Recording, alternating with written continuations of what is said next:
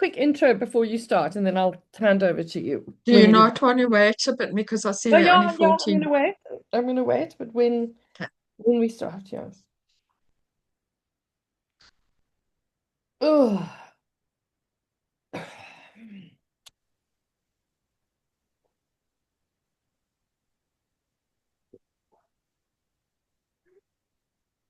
know so many people struggle with logging into to Zoom. I struggle logging into Teams. Then Me I've got a too. client that uses Google, and I'm like, can we not? Yes. Can we just all Google's use? my worst one.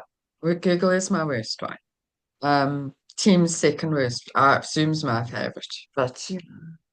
Google feels okay, but I just use it so seldom. And I can't share anything because I can't find the share button. And then you feel like you're 107 and just come off the farm going, and that's the worst feeling in the world. you know, and all these Kathleen agrees with us. young ones looking at you like shame, you know. There were 24 people already. This is exciting. Hi, Helene. Morning, morning. How are you? Good and you. Good, thanks. Is it still so freezing in Joburg? Eh, Sorry? Is it still so freezing? Yes, it's very cold. Very cold. Our winter Oh, came come on. very early. Today's okay. It's just a little bit chilly today. Apparently next week there's going to be a cold front.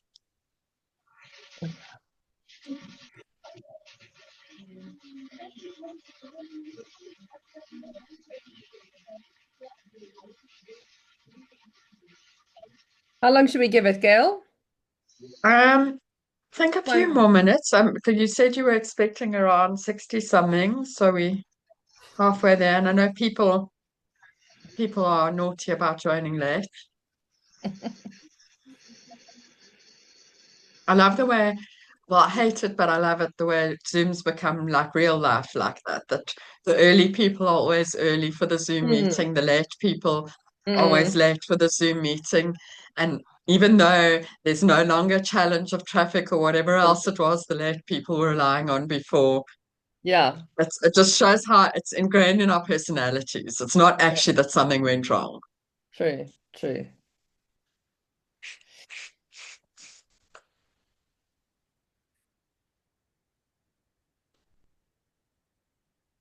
Ringing out to Durban from around 7 p.m. to at least 4 hours.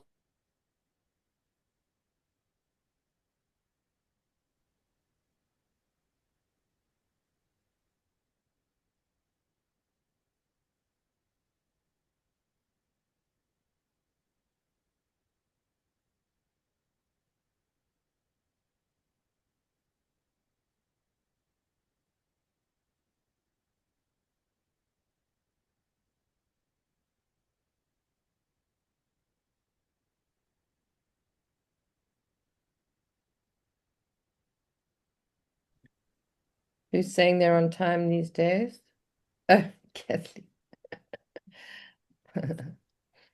Here's someone in the chat who's changed their personality. Well done. Okay, well, I think we've got 41 people. I think we should kick Okay, off. excellent. Good morning, everyone. Thank you for joining us. It's an important topic, self-regulation and AI. And we had a meeting with Gail a week or so ago.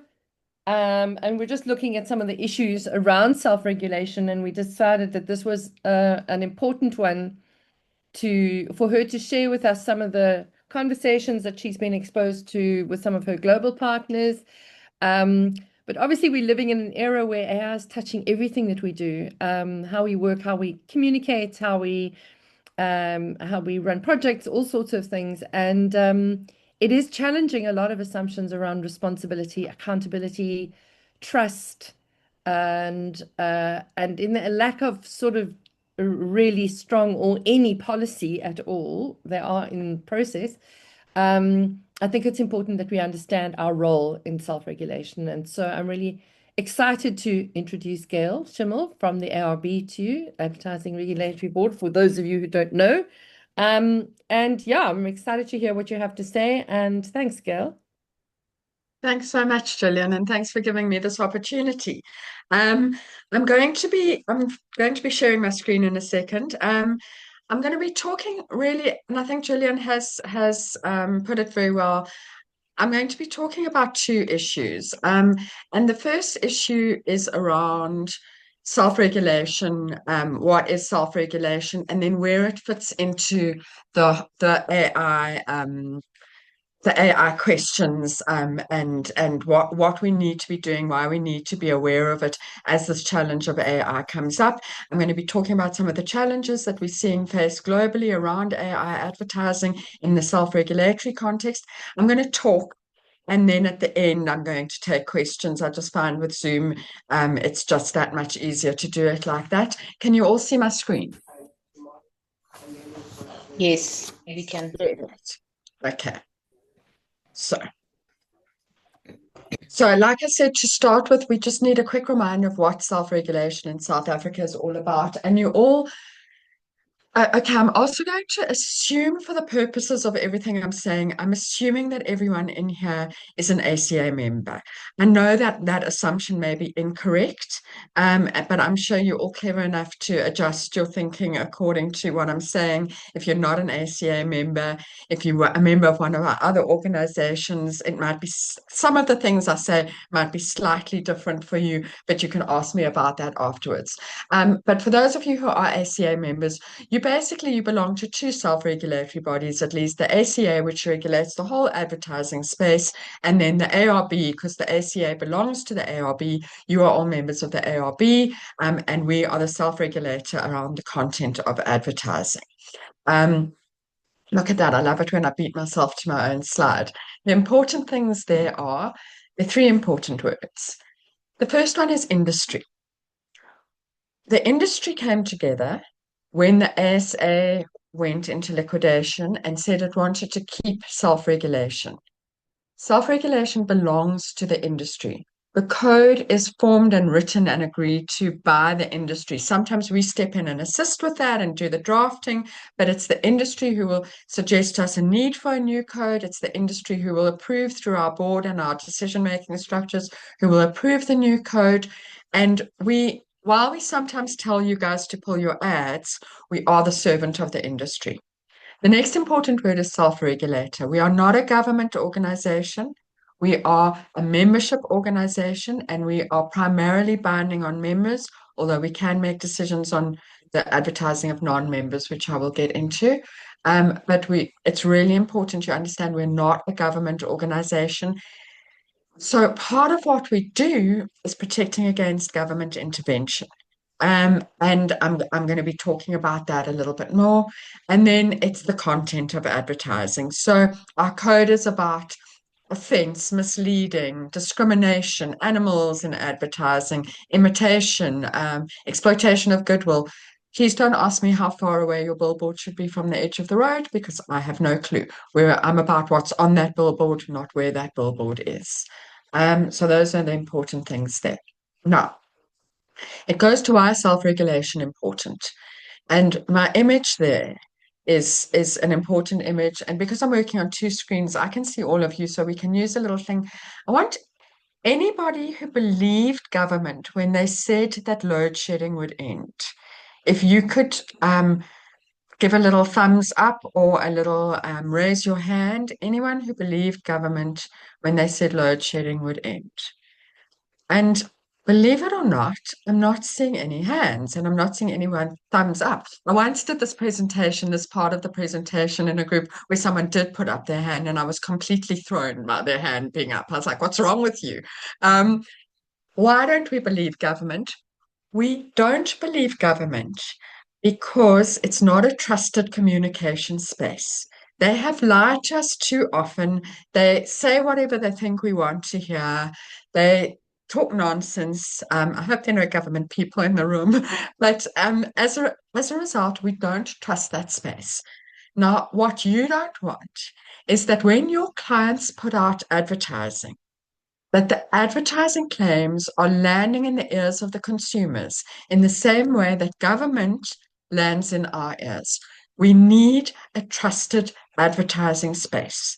And to have a trusted advertising space, There has to be, consumers have to know there's someone they can go to and complain if they think that something has happened that has harmed them in any way. So that is the basis of self-regulation, that we need that space to not land like government communication. So it's create a trusted space. We also want to keep decision making about the rules in the hands of the industry, like I started out about. And this is where we start getting into the AI question. We don't want government coming and telling us what to do about AI in our advertising. The self-regulator needs to decide with the industry what works for us. We also want regulation of advertising to be fast and cheap. Government, when they do things, do them very slowly. In the advertising space, there's no point having a decision about an ad 3 years after the ad ran. Your campaign's come and gone. It's completely irrelevant whether it was okay or not. And we want to be dynamic to change. We don't want a system where there is a regulated rule. And this with AI is actually going to be one of the key points that we have to be able to change. We're in one place with AI now. We're going to be in another place with AI in the rate it's growing in a year. We're going to be in another place in 5 years. It's going to be completely different. And AI is not even going to be a conversation. It's going to be part of our lives. And I'll talk a bit about what that means. So we've got that. So self-regulation is fast, it's cheap, it keeps decision-making in the hands of the industry, not in the rules of the industry, in the hands of the industry. It's based on an international code. This is what we do all over the world. This isn't something that we've come up with in our back garden. It's how advertising is regulated all over the world, and it's dynamic to change. And that's why the ACA is a member of the ARB. Just to give you an idea of who our members are, the ACA, the IAB, and MASA came together at the beginning of the when the ASA went into business rescue and we went into liquidation, and they said we're going to save self-regulation, and they are the three founding members of the ARB.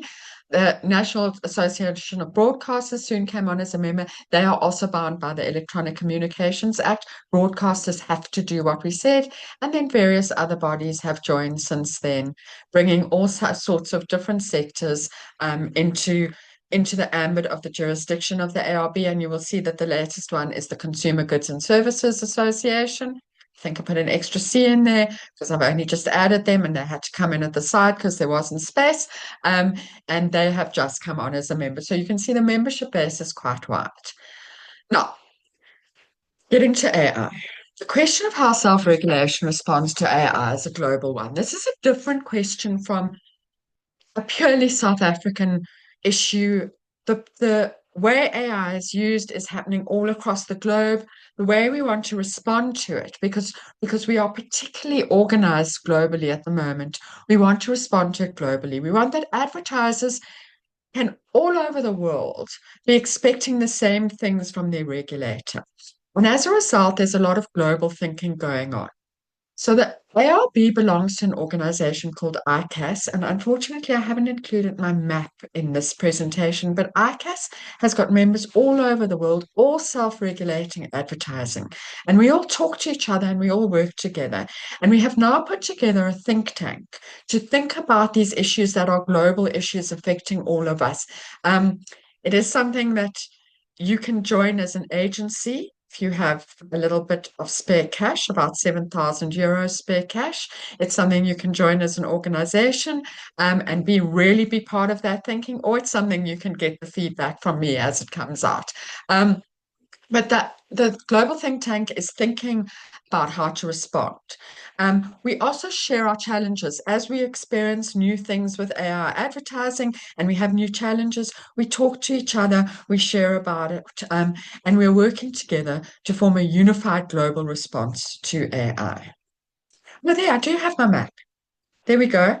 There are more European members than is indicated here because the European bodies belong to EASA, which is a sister organization to ICAS. But you can see, with the exception of Russia, kind of part of Asia and the rest of Africa, self-regulation is how it works all over the world. South America is pretty much covered.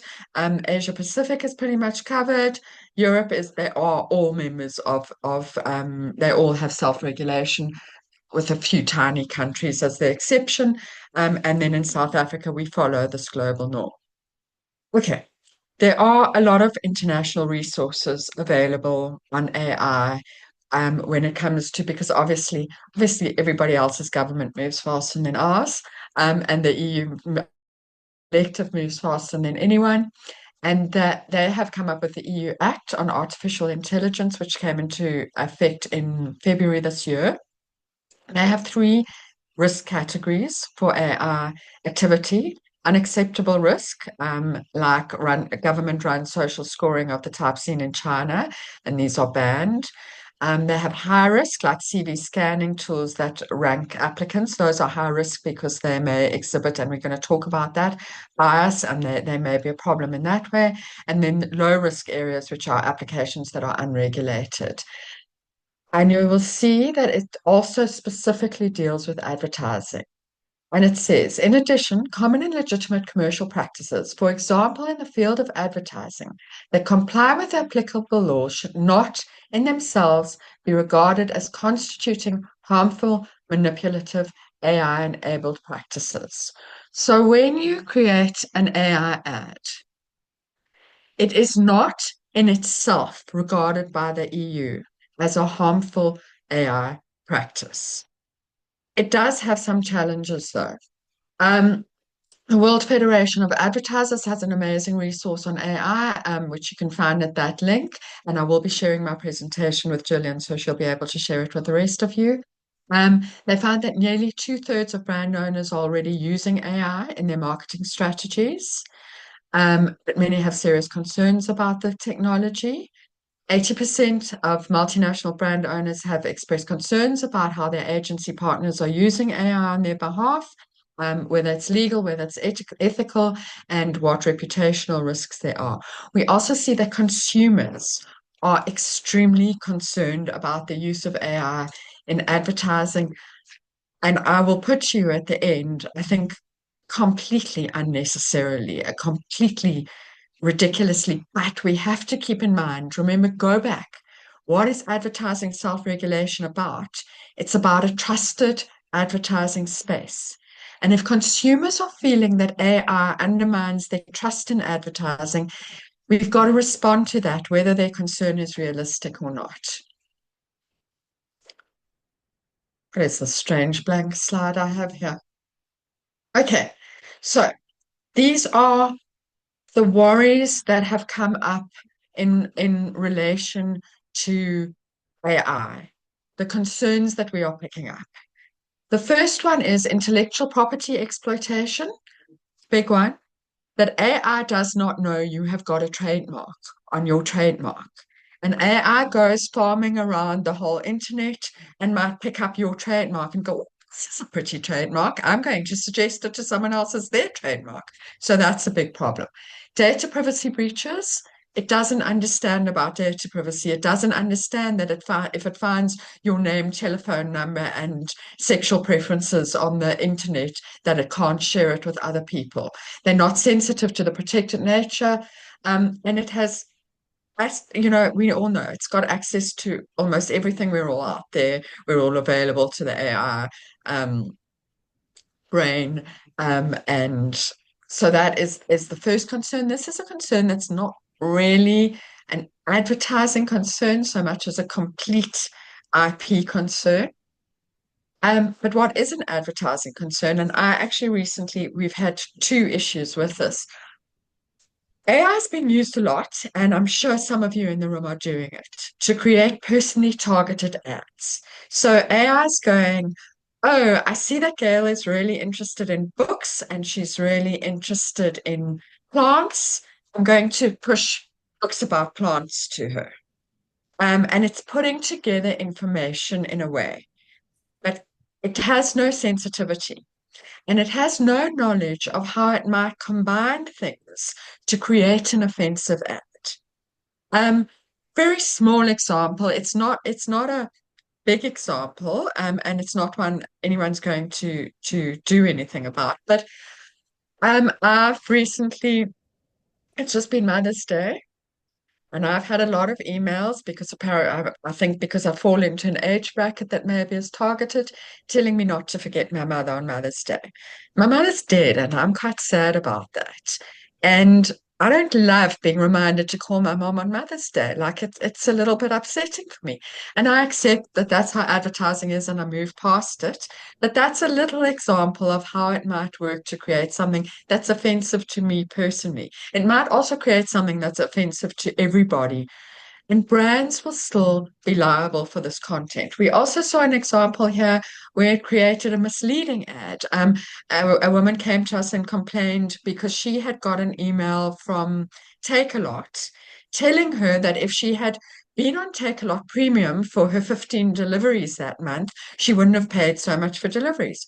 She hadn't ordered anything for 6 months. So it had got the wrong information and put it together in the wrong way and created a misleading ad that most of us would go, whatever. But for her, she found upsetting to get this misleading ad. I think maybe she felt judged that she had ordered so much Takealot that month. We're also all aware it can be used to create deep fakes and scams. A deep fake is typically a video of a person in which their face or body has been digitally altered so that they look like someone else, and it's typically used maliciously to spread false information. We're seeing a lot of links to things going, Elon Musk invested in this crypto product and you should too. And then the most unlikely people who've invested, like Cyril Ramaphosa, actually made all his money out of our chicken feeding scheme and you should invest too. And they use photos of the people and they use videos of the people. And it's a really, really difficult thing to address. The problem is self-regulation is not really going to help here because these are crooks. These aren't people who are going to go, oh, it's against the rules. I didn't realize I'm going to stop doing it now. So this is an area where it's a challenge to all of us, and possibly that's a government challenge. And then this is a big one, and this one is the one that really makes an impression on me. AI draws its input from everything that it finds on the internet. Only 20% of women worldwide, can you believe the statistic? Only 20% of women worldwide have access to the internet. Think about women in countries where there is a problem with gender equality. Given that, historically, even in the countries where women have come right, historically, men have been the biggest producers of information, and there's a huge masculine bias in all the information that we share. What happens is that AI works from a misogynistic basis, and it becomes itself it becomes educated to be sexist and misogynistic. And I was at a talk 2 years ago, and unfortunately, I didn't make good notes because that's absolutely typical of me. I write a little note that I think will be absolutely clear, and I'll know everything from that note. And I go back, and it says, "Look at that AI thing on the internet," which is not really helpful. But they told us about, and I think a lot of you will have heard it because I know you've all talked a lot about AI. The AI profile that was made, and it was programmed to be a good, nice AI profile and say nice things about people's posts and have positive messages coming out. Within a day, it had turned. Within a day, it was saying terrible things to people and saying horrible, racist, sexist things to people because it was learning from, I think it was on Twitter. It was learning from Twitter and it was reacting to what it was learning. And this is a big danger that if you allow AI to create your advertising completely, it's going to slowly become more misogynistic and more racist because the white male viewpoint is the one that's out there on the internet. We've already seen problems globally. An unexpected source of complaints is advertisers pretending to use AI when they haven't, so that they look cleverer than they have. It reminds me, my son once took it into his head to put on his Instagram profile that he was an influencer. And like he put hashtag ad or something on something that wasn't hashtag ad. And he said, because I want people to think that I've been paid to do this. Like, nobody, that's just as misleading as if you didn't put the hashtag ad when you should have. So that's an unexpected one, something to look out for. We've seen a very interesting one where Smoothie King used ChatGPT to write a romance novel featuring its product. And I did have a link in my original notes. I see it actually hasn't transferred here, but that's something you can look at. And on the left, you can see the Smoothie King ChatGPT novel involving a watermelon. One doesn't even want to ask what you're going to read in there. I haven't been brave enough. And then we also have the use of AI to create visuals can result in a completely misleading impression. And I think this one was widely reported when in the UK, the Willy Wonka chocolate experience was they had the visual on the right. And you went and it was like a sad hall with one guy dressed up as Willy Wonka and like a cardboard lollipop. And they got masses of complaints about that. So we all are already seeing those challenges. Now, do we need to do anything? The reality is the misleading clause in our code covers most eventualities. If you've been misled because the advertiser said they used AI when they didn't, misleading will cover it.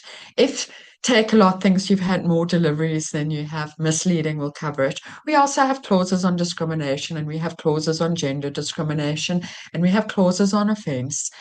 The reality is we probably already have the clauses that we need to deal with the problems that are created. But then the question becomes, and remember I told you consumers are uncomfortable with AI not being identified to them. Should we be labeling? Should we be going, okay, let's make the consumers feel that we're being transparent? Should we say this visual was created by AI, this video was created by AI, these are not real people, look at their 7 fingers, they are AI people? But what we're seeing a little bit is that transparent labeling might create less trust rather than more trust. Consumers might go, that's an AI created ad. I'm not going to believe anything I see in that ad. But the ad is absolutely true. And you've just used AI like you would have used a green screen, like you would have used a facial fix it up, take away your pimples thing. We've been using tools since actors started acting out commercials. We've been using fake tools. That's why we don't really need anything new to address it. But consumers are thinking about it in a different way. So the big international question is, do we need to be labeling in order to reassure consumers, or is labeling going to make consumers feel less trust in advertising overall? And is it going to backfire on us if we do? And we're seeing a big trend in advertising regulation. We're stepping in to fix a problem, makes a worse problem. So the 2 big examples we have now internationally, you might be aware at the moment we're talking about our new sustainability code, and it's in a comment process. Internationally, they were ahead of us on that. But what they've seen is because regulators have been pushing down on greenwashing, not advertisers, marketers have gone, you know what? I can't make the green claims that I want to make, so I'm not going to make any green efforts anymore. And we have a thing called green hushing, where they just stop doing the things because they can't claim the things as much as they want to. And isn't it better to rather have them exaggerate their claims a bit, but do the stuff than not do the stuff at all? So that's one area. Another area we've seen it is with gender. We've pushed that there's better representation of women in advertising, that there's women power in advertising, that we stop showing only the woman doing the washing in advertising, all that. We've forgotten to create an alternative for men. We've forgotten to give men an image of what they should be doing in this new reality. And that is part, they think, of the rise of toxic masculinity. That in the images that the media is projecting, we're not giving men an attractive alternative to how to be. The self-regulatory organization in India, ASCII, has just done some really, really interesting work on it. I'm going to show you what it looks like. Oh, no, I can't show you now. It's called Manifest, and you will find it on the ASCII website. Really, really interesting work on that. So we don't want to do this in the AI space. We don't want to fix a problem and actually create a problem. If you want to talk about this more, I know a lot of you either are going to Cairns or have colleagues who are going to Cairns. The ICAS think tank has got a session on this in Cairns, and we're quite proud of it because the speaker, Professor Stephen Sidley, who if you're very old, you might know him from the industry, has done the first think piece on this, which he will be sharing in Cannes for the first time. I really would like to ask you, please, please, please, if you're going to be there, go and support this initiative, go and be part of the conversation. He's got some really interesting insights into what we should be doing, and then there will be discussion, and that discussion will inform the worldwide thinking about how we should be dealing with AI. That invitation is available on all our social media platforms. I'm pretty sure I've shared it with the ACA, and Julian will be able to share it with all of you. One of the big things, government doesn't really grasp anything. Really. Oh, Julian, you didn't invite any government representatives, did you? No ministers in the room. Sorry. And government might feel that they have to jump in and regulate AI labeling. So we've got to be sensitive to what they're thinking. We've got to work together to show them, oh, sorry guys, I'm better until I speak for half an hour and then I'm not better. We've got to show them that even if we, as an industry and as a global reality, do not decide to label, that we have thought about this, that this is an informed decision, and that self-regulation works, and that if we need to, we can jump in as self-regulation. To do that, we all have to be working together. You are part of this. As members of the ARB, you are part of us putting together a healthy self-regulatory ecosystem. And the first thing is to remember, please, as agencies, that you are bound by our decisions. Please sign up to our newsletter. I'll have information about it at the end. We send out all our decisions. Look at them. Go, is any of this our work? And if it is our work as members, we need to be following up with clients and saying, what are you doing about this decision? Do we need to be pulling your ad? Do we need to be changing your ad? Do we need to be making you a new ad? So that's the first thing. You have to be helping us make your clients aware of the situation where you are bound by ARB decisions. We never come to you guys, but I want to tell you that back in the day, the agencies were much more part of the whole self-regulatory organization. The old ASA used to see agencies representing their clients more. We used to see agencies advising their clients more. I think there is a space where agencies can come to the self-regulatory party a lot more strongly because we want to keep government out of our work. Okay. It doesn't really apply to you, but just in case there are any marketers in the room, you cannot use non-membership or lack of jurisdiction of the ARB as a defense in your matters, because if you are a member and you're in the room, you're bound by our decisions. As an ARB member, as an agency, you should be binding your clients in your contracts. You are supposed to have something in your contract saying you are bound by the ARB decisions, and you should be advising them on the code. You should be familiar with the code. And maybe if there's demand, Gillian and I will look at me doing a code training workshop as well, because you should know about it to advise them. You also have to help us where you can to enforce decisions. So it goes more heavily on the media and the retail members, but I really think agencies can be stepping up more here, looking at our rulings, checking that it's not your work. And you can help us watch the industry. You know better than anybody when another ad is not okay. And you can complain about it.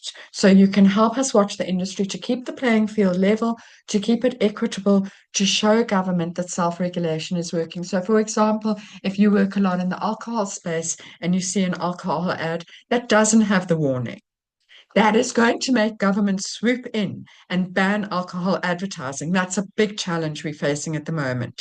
You need to help. You need to not be letting your clients make advertising like that, and you need to be stopping other people from doing it when you see it. Ditto hashtag ad for influencers. We don't want government there either. Please be aware, government watches all these things. When it comes to lobbying government, when there's an issue, we will help you. All you have to do is ask us. I can't be aware of every issue because we touch on every type of advertising in every industry. I'm not aware of every issue. We're also happy to come into any agencies, speak at your events, at conferences, do training for the agency specifically. I know some of you do have us come in, do have us train your agencies every year. One of your members has an annual, it's given, there's a training session every year on the ARB code. You should all be doing that. The last ask to help us keep self-regulation in the eyes of everyone. We are about to launch an awareness campaign. You know how you see those BCCs say, if anything upsets you in the programming, please complain to the BCCSA. We're about to do it for the ARB. TBWA did it for us, so it's a lot sexier than the BCCSA is advertising. I'm going to be reaching out to all of you and asking you if you have any unused inventory to please let us use it to place an ARB awareness campaign ad. And then finally, I want you to please all write this down before I hide my screen and let questions in. Our website, all the rules are there, all the decisions are there. My email, if you email me a query, I will help you. We cannot pre-clear your advertising. It is one of the things Gillian and I keep coming back to is that we know that maybe you need a fuller pre-clearance service and how we're going to work together to give you that. But we cannot pre-clear your advertising, but I can advise you on where to find the rules, what rules might apply to you. Our LinkedIn is very active. I personally hate LinkedIn, but I see other people like it. So our LinkedIn is very, very active. You get all the updates there and our newsletter. If you go onto our website, you can sign up for our newsletter. You will get all our decisions. You will get invitations to all our workshops on all aspects of advertising. You will be up to date. We have to work together. In the AI context, it's to stop government legislating that we have to label ads in a way that we don't want to. In other contexts, it is other things. And there we go. Okay. Any questions? If you're comfortable with it, I'm comfortable with you just showing your face and starting speaking to ask the question. And if we have 100 people start at once, then we can resort to hands going up. But if you want to ask a question to start there, I see Isaac has his question on, camera on. Isaac, sorry. Isaac, Isaac. Yeah, it's Isak speaking. How you doing? Good, thanks. New? Good. Thank you for that. It was really insightful, especially around the disclaimer. We've got a few clients that are quite eager to implement their AI policies to identify any AI output. Obviously, AI output is a combination of human and AI creation. I don't think it's ever end-to-end AI because that would be quite irresponsible and quite Yeah. bland. Have you had a few instances of that with people coming to you on how to get guidance on that front? Because obviously it's quite varied. I mean, did we ever have to disclose the use of Grammarly spell checks in our copy before the age of Gen AI?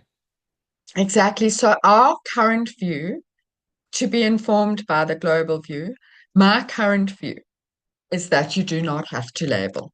It's not it's certainly not an ARB requirement at the moment, and you would not have a ruling against you for not labeling. If the AI created a misleading impression or a sexist impression or whatever all the other risks are, we would deal with that in terms of the code. But using AI itself, I certainly believe it's just another tool. One of the things that Professor Sidley's paper actually, I think, comes to the conclusion that we might be at a point in history where labeling is useful, but in a year or two, we won't need to anymore because people will have got their heads around it. Obviously, if your client wants to, then they should. If they feel that that is the more ethical position to be in, I'm a big proponent in telling the truth. I always, when it comes to like influencer ads, I go, just tell the truth. Just say, this is how I got this product and this is why I'm giving you the opinion. And the more authentic you are, the more people will believe you and trust you.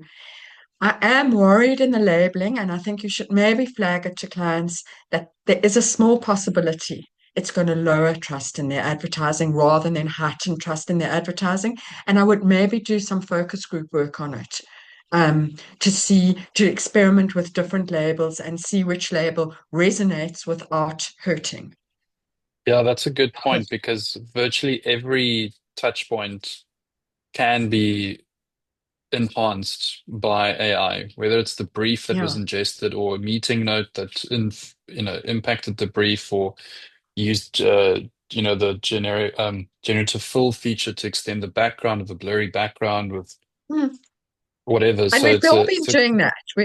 That's a thing yeah. that's always existed. We just haven't called it AI in the past. Um, you know, this is AI made my presentation for me. I just would have called it PowerPoint in the past. You know, it's I fall very squarely into the camp that this is just another tool. But yeah, it's clients might not be happy with it. Clients might also be worried about agencies using AI more than they say they are. So maybe for the agency to be very upfront with the client is a good plan to say, this is where we used AI and what we made for you. ARB rules say that you do not have to label the ad, but if you want to label the ad, you can. But in fact, I don't know, Gillian, if maybe this is something the industry should come together to do some focus group research on to find a kind of standpoint for the whole industry. And it might be something we decide to do internationally. Gillian, your hands up. It's interesting. It's like I just want to ask you, why does your client want to label it? Is it because they feel they have to, or is it because they feel it's more honest, or what is their angle around the labeling? Without giving away too much and who and how, Yeah. but obviously it's ironic, right? It's for they value openness and transparency with all stakeholders. Okay. To your point, I think it will alert people, and in the current context, how we interact with AI, it might cause more alarm bells than reassurance. That's Mm. Yeah. that's my personal opinion, but I'm not the policymaker on behalf of the brand. Yeah. I mean, I also, the Coca-Cola example I thought was a good one. You know, the Coca-Cola Christmas ad, where they announced completely made my AI and people lost their actual minds. If if they hadn't said anything, people would have just thought, oh, it's a Coca-Cola Christmas ad. You know, it's not particularly good, but hey, it's Coca-Cola and it's Christmas. And, I think the AI conversation was completely negative around something that was actually quite similar to what they'd done before. So it's and I interesting, yeah. think, yeah, I think that we, as kind of, particularly you guys, as professionals who are working with it, but even me, I mean, I'm a lawyer, but not and a writer, but we're interested in AI. We're seeing it as an exciting thing. We're interested in what it can produce. We're not seeing it as the robots are taking over the world. But I think the consumer in the street, and especially in South Africa, it just sounds scary to them because they don't really understand what it's about. Awesome, thank you for that. Anyone else?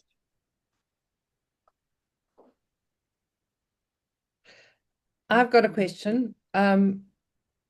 Gail, are we or are you, on your website you've got your general code and then you've got your specific appendices. Is it something that you're going to consider doing, putting some kind of guidelines around AI, or is that something we should be working on together? Are your international people working on that? So we're going to see what the global advice is. Because we think we should be in line with global norms on this. We're going to see what the global advice is, where that lands.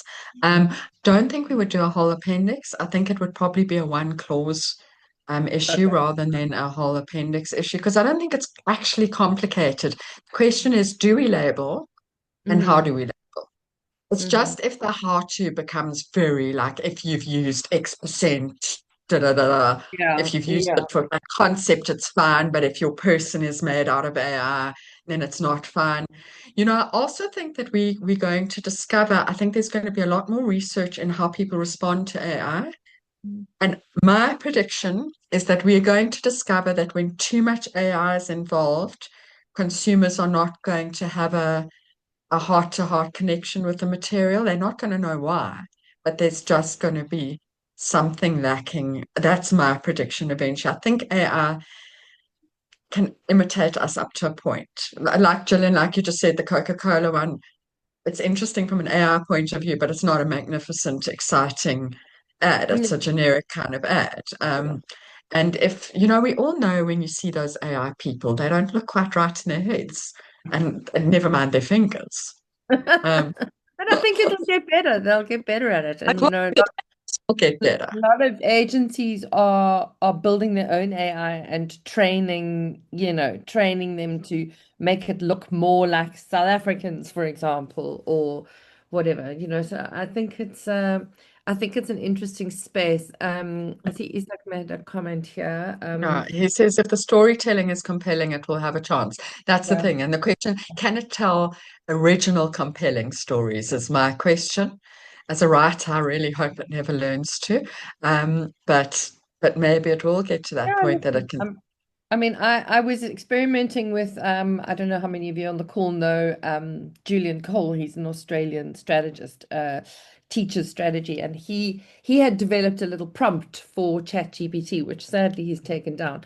But it literally was you put in two pieces of information, it generated a get to buy brief immediately and gave you three or four really excellent idea platforms. And they weren't all excellent, but some of them were very, very good. So you kind of go, okay, this thing's really, really powerful. Also, it might sometimes by mistake put unexpected things together that the human mind can then go, whoa, actually, that's quite interesting. Yeah. There was that thing when the recommended books for summer. I think it was in the New York Times or something. God, And did you see it? Chicago. It was the Chicago the something or Chicago another. Times, and the journalist had 10 recommended books to read over summer, and it had outsourced to AI, and half of the books didn't actually exist. I think So I yeah, think 9 out of 10 didn't exist, and one of them had been published in 1920. yeah. Just on the sort of following our lead from Global, just to tell everyone else on the call as well, the ACA has signed up to an organization called Voxcom, which is the association of all associations. So we joined up with the four A's in the States and the IPA in the UK and Brazil and Europe and everybody.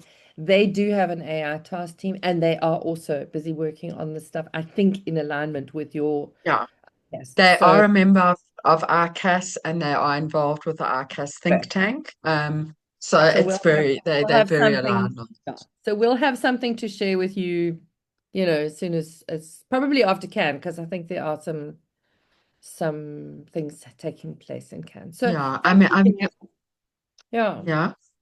really I was going to useful. say, I think that can session will be very, very interesting. Yeah. Unfortunately, we've spent our travel budgets sending Professor Sidley there, so I'm not going to be there. But really, really, I'd love to.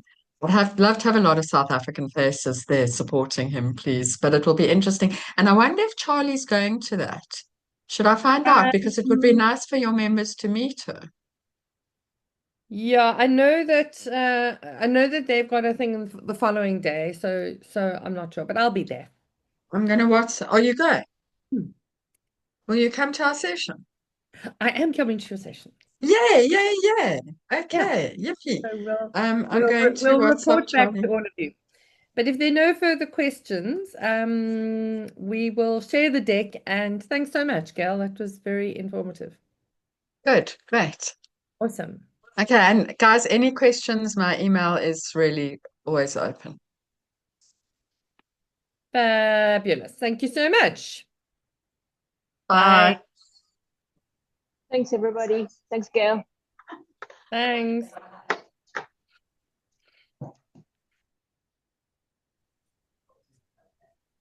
Gillian, should I stay here? No,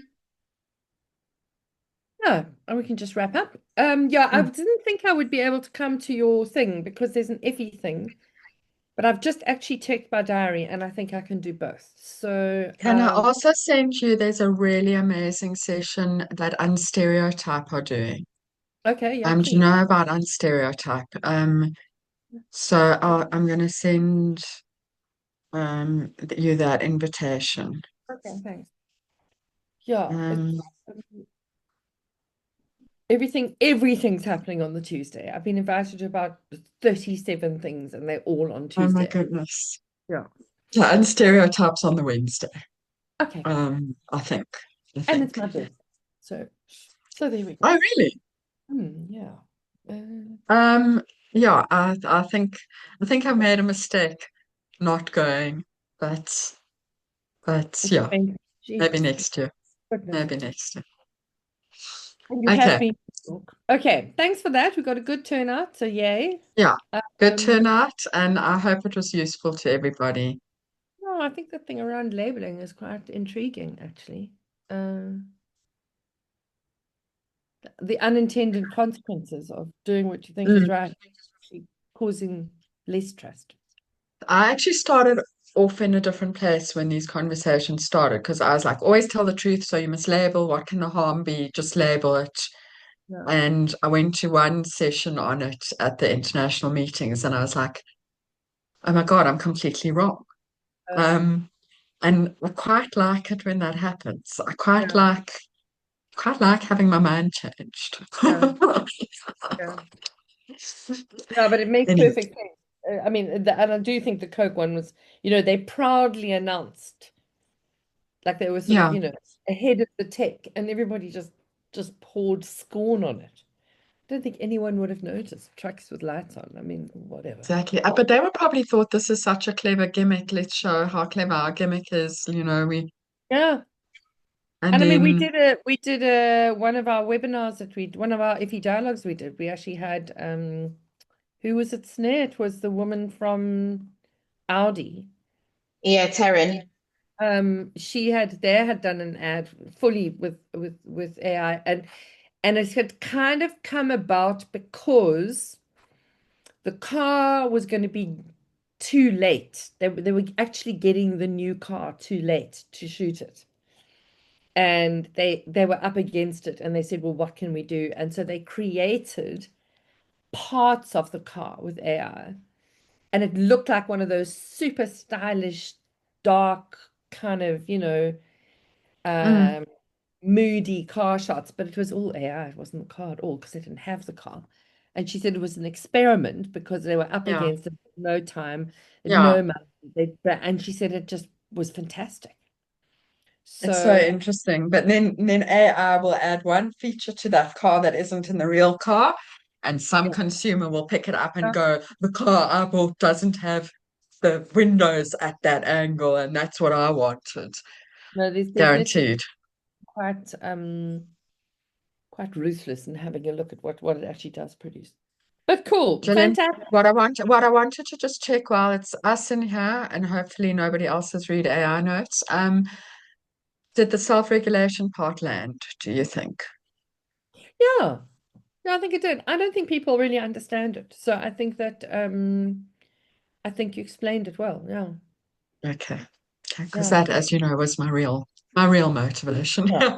I mean, Sandile did organize a meeting with me. Did I tell you about this? It was hilarious. So I'm sure he cancelled it. he canceled it twice. We didn't cancel it, just didn't show up. He canceled once, the second one didn't show up. Third one, Monday morning, um, about 10 people, GCIS, heads of this and that and whatnot, and me. Um, and he said to them, hi, colleagues, I went to this very interesting seminar on AI and in advertising, and we really need to get our heads around it. And we need to start looking at it, and thinking about policies and whatever. And then he said, and now I'm going to hand over to Gillian to do a presentation.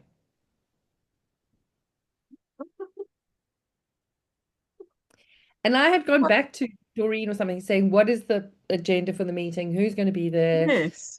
Nothing. Anyway, I was like, okay. And then all I did was I said, look, there is no presentation, but what I can do, luckily, I pulled up Franco's press release from the seminar, and I just went through the press release one by one. I said, we had this thing. we had this panel and the outcome was this. We had this panel, the outcome was that. This panel, the outcome was that. And they all oohed and ahed. But I did say that we could do an actual presentation if we get half a minute. So I think he was sort of saying he was interested in learning more about it, was the bottom line, which I think is fine. And then sort of thinking about whether a policy is needed. And obviously, from your standpoint, no, it's not, because we'll do it ourselves. Yeah, so that's the thing we're going to have to get through to him. Yeah. Yeah, I must just think about how to handle him on Yeah. that. Yeah, Before he and I gets know any that bigger. Jared, from our side, Jared had contacted him and said, let's get together to talk about doing a policy. So, So, talk to yeah, you know, that's not I think good. we must just align. We must just align. Yeah. And what was I going to say to you? The only good thing is it will take Sandile 5 years to come up with a policy, Yeah, and we'll do it before. I suppose we just need to make sure that we're the first ones with maybe Yeah. a workable kind of code. And then even if it's 2 paragraphs. The And problem then is if the decision is that we don't really need to do anything, that's where government. yeah. So when I spoke to Stephen Sidley, and I said, "So where, like, is it your brain lands?" And he said he thinks we might need to label for a little bit Mhm. while consumers are feeling funny about it, Mm. and then revisit it and remove the labeling because it's just going to be how every ad's made. Every ad's going to have an AI warning on it, and then it will become unnecessary. Yeah. Um, What is Stephen? I mean, I know him personally, but what is he a professor of? God alone knows, public policy, Oh, something, okay. something like that. Um, yeah, I'm not sure how that professorship came to be, but it's made a good impression on the international community. Because the thing, we needed someone to write a think piece. And Mm. everyone else, so I'm on the executive committee of ICAS and on the steering committee of this think tank. And everyone else was like coming up with these amazing ideas of people. And I was thinking, shit, I can never contribute to this. I don't know the people. And then I was like, Boyke wrote a book on air. Maybe he's the Oh, person who could do this. Because oh. I write my cozy mysteries with his wife. Yes, I know Kate. Um, Yeah, yeah. yeah. So I was like, hmm. So I said it, and then I thought they're just going to dismiss it. They're going to go South African, no thanks. But at least I've put a name into the hat. Yeah. And they like looked at it and then they met with all the people that everyone had suggested, and he actually made the best impression on them. Wow, that's actually amazing. So yeah, so it's Yeah. been Anyway, quite a so I will nice, try. It looks like my 2 meetings are very close together, so I'll be able to do both. and I will send you the unstereotype Yeah, please. meeting link because that they really are very interesting. Okay, good. I'd like to see.